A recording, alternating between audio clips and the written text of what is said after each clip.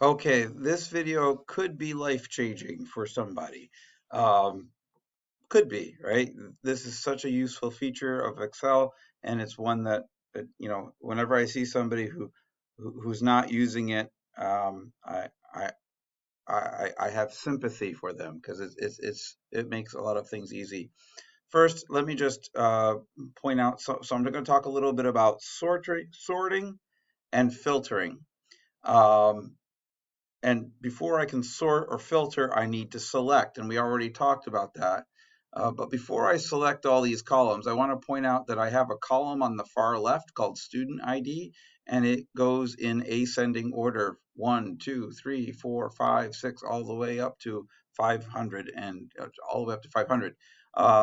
That's it's a really good practice. If you don't have a column like that in your data set, you might want to make one that does all those things because if you get the sort order wrong, you always have that column to go back to and put the data set back into its original sort order. All right, so first thing I'm going to do is I'm going to sort the data wrong, and then I'm going to sort the data right.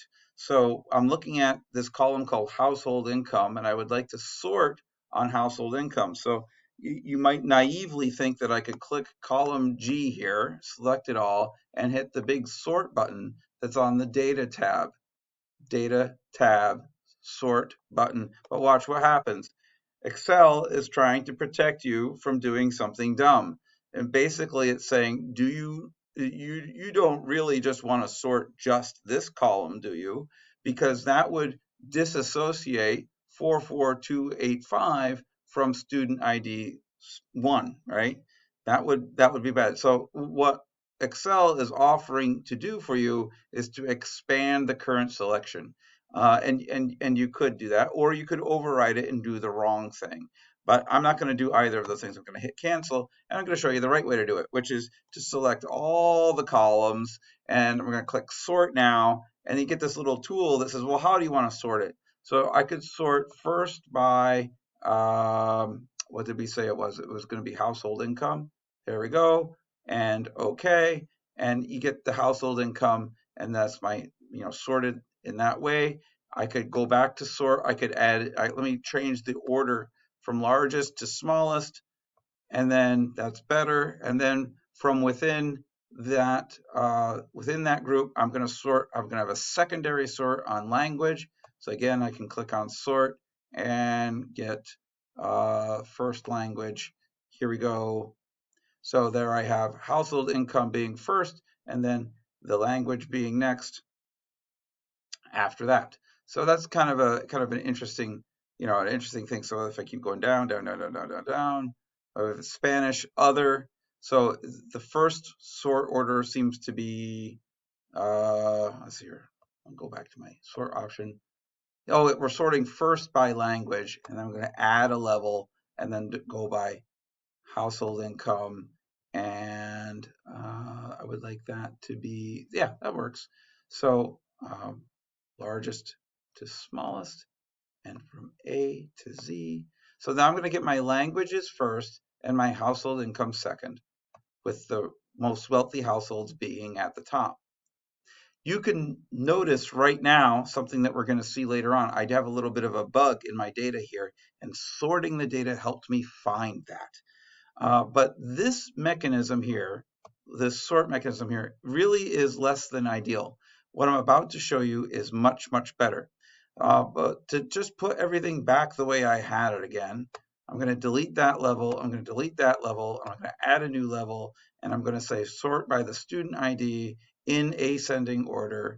Now I'm back to my original sort order because I was smart and proactive and created that column A with the values of 1 to 500 in it. Okay, so I'm going to hit, I've got autosave off, so I'm going to hit save here to just make sure my changes are saved. And now I'm going to share with you some life-changing information. Brace yourselves. If I go about selecting these columns like I did before, and if I go to the data tab and click not sort, but filter, Excel will put little widget controls, little drop-down controls at the top of each column.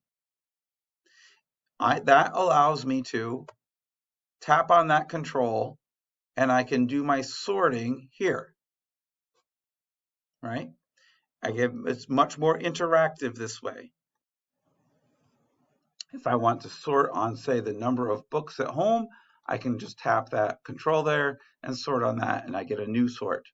If I want to sort on the math test score column, I can tap on that control.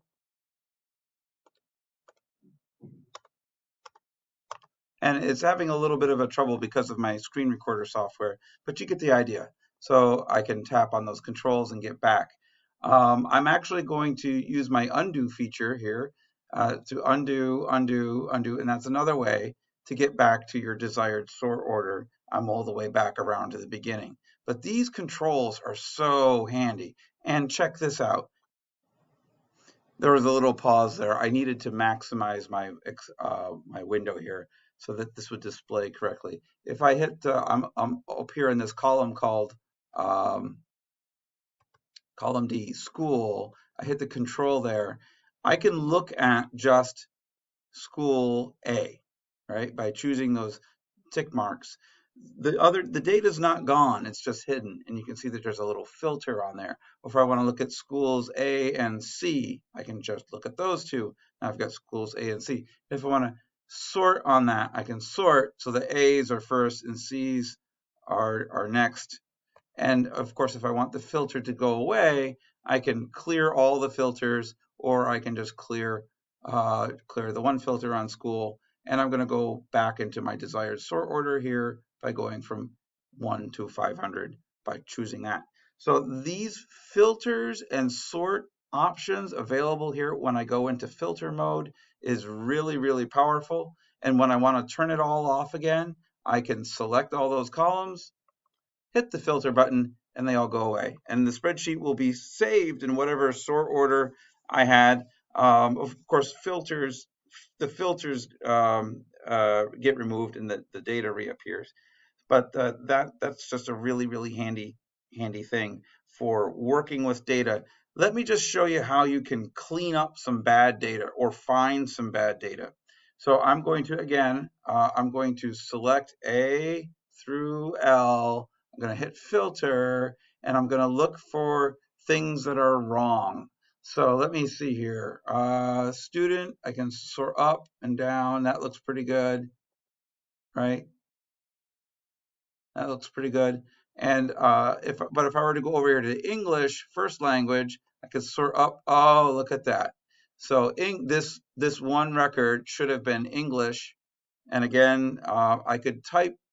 I'm going to just make this a little bit bigger. I could type in my answer here, or I could go up into the formula bar, which is where I prefer to work actually, because I can kind of see things better and make my edit there. Let's see, was there another problem? I have to admit, I deliberately introduced two problems into this data set. Originally, it was pretty clean.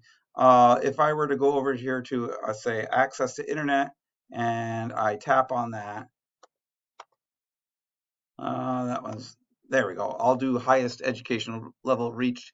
You can see that there are some blanks in there. I don't have to sort necessarily to find the blanks. I see that highest educational level reached contains 0, 1, 2, 3, and some blanks. So if I use the filter to identify the blanks, and I say, okay, it looks like there's a record out there, but it looks to be completely empty. So that doesn't bother me so much. How about, let me clear that filter. How about multilingual? This one's got a blank in it. Is that one okay? Okay. Now this one, this record here, is, student S022, that student needs to be fixed. So I'm going to assume that if it was blank, that that a blank equals 0. I'm going to type a 0 in there. And so what I'd like you to do to prove that you have watched this video is to give me a screenshot that looks like this. I'm inside the education data set. I have a filter applied to the multilingual column, and I have made a data correction. So I filtered on blank. I got that one problem fixed, screenshot that for me.